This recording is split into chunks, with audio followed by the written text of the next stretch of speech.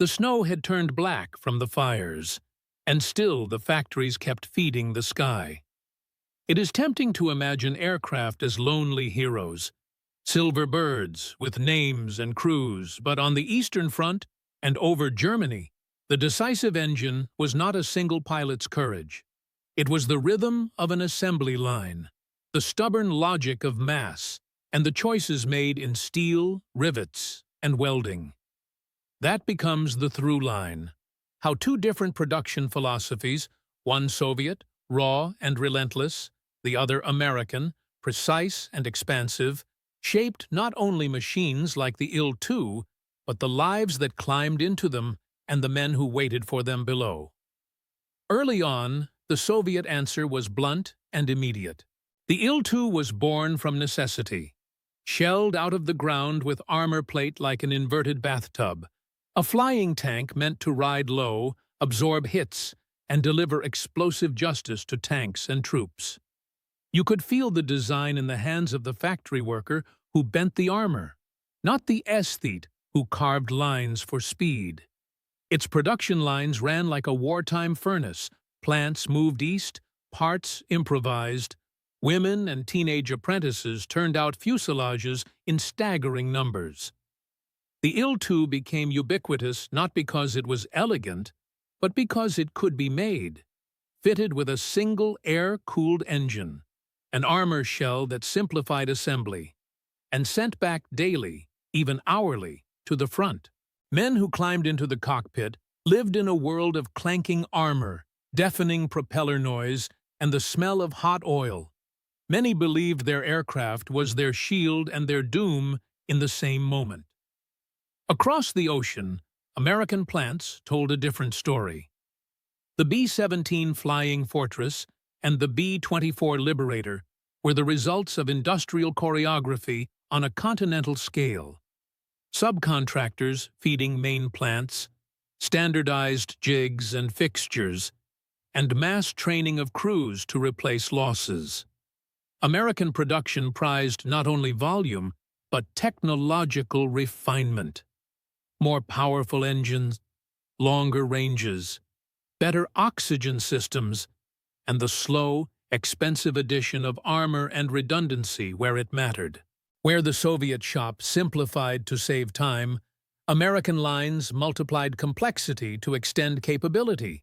Bomb bays tuned for massive loads, navigation gear for night runs, and controlled each machine as part of a wider strategic doctrine that treated aircraft as delivery systems for industrial-scale destruction. The tension between those philosophies tightened in the ash-choked summers of the bombing campaigns and the mud-slick offensives on the Eastern Front. Il-2 pilots flew low, often hugging the earth so closely they tasted soil in the slipstream, because their aircraft were designed to make a living from doing that. Strafing columns, shredding transports, breaking neural centers of the battlefield. Their pilots felt at once invulnerable and exposed, protected by armor, yet vulnerable in numbers. For Soviet doctrine expected losses, and accepted them as the price of closing with the enemy. Hidden here is a fact few expect. The Il-2 went through a painful evolution. Early models lacked a rear gunner, a design economy that cost lives until a two-seat version entered production, a belated and costly correction that demonstrated how production haste can create tactical blind spots. Meanwhile, American bomber crews flew high over flak fields and fighter patrols, carried by machines intended to keep them alive, until long enough to drop their payloads and return. The B-17 became a flying fortress not only by armament, but through a social network of ground crews and supply chains that kept replaceable parts moving. Another lesser-known truth: American production married the factory floor with finance and logistics in ways that allowed for almost endless runs, subcontracted components, overlapping shifts, and an industrial appetite that kept plants humming through blitzes and labor strikes. That scale birthed innovations too: self-sealing fuel tanks, radio direction finders, and improved sighting that crept into every fuselage, small comforts that added precious hours to a crew's life. Then comes the middle revelation, the moment that rearranges perspective. The Il-2, produced in numbers that outpaced most single types of combat aircraft, was not simply cheaper or tougher, it became an aerial substitute for massed artillery.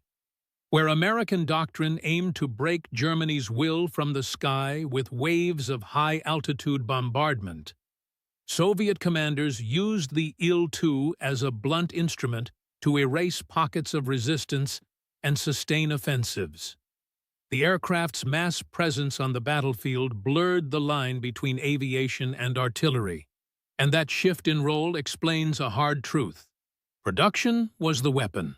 A single Il-2, like a single shell, mattered little. The volley mattered.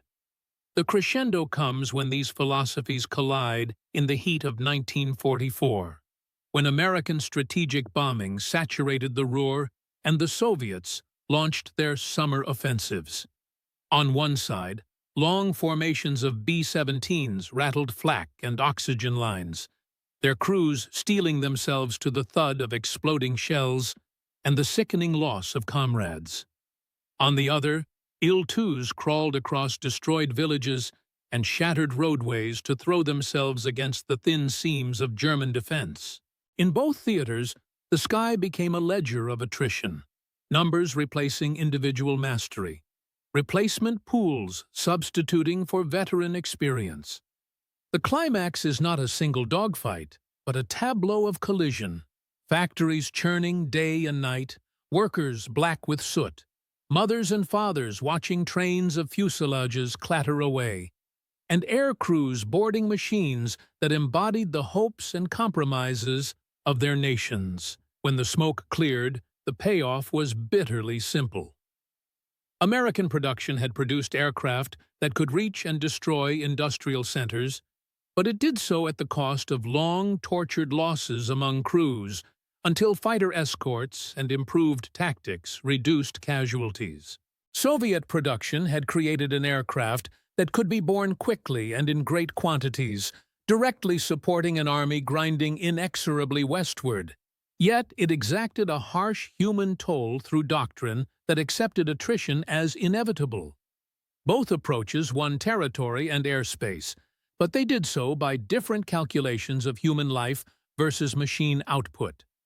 In the end, what mattered most was not which machine was intrinsically better, but what each factory intended for it, and what each nation could afford to lose. The Il-2 taught a generation that armor and numbers could substitute for sophistication when survival meant overwhelming force at close range. American bombers taught another generation that industrial depth and technological layering could extend reach and reduce some risks, but never eliminate the human reckoning beneath the metal. Decades later, the fields still yield bent propellers and corroded plates. In backyard garages, veterans keep models and medals, and the lesson lingers. Wars are won as much in the sweat of assembly lines as in the courage of cockpits, and the way a nation builds its planes tells you, perhaps better than any doctrine, how it measures a human life against the calculus of victory. If you enjoyed this, tap like and subscribe. It really helps. And drop a quick comment telling us where you're watching from. The United States, the United Kingdom, Canada, Australia, or anywhere else in the world. Your reply helps the video reach more people just like you.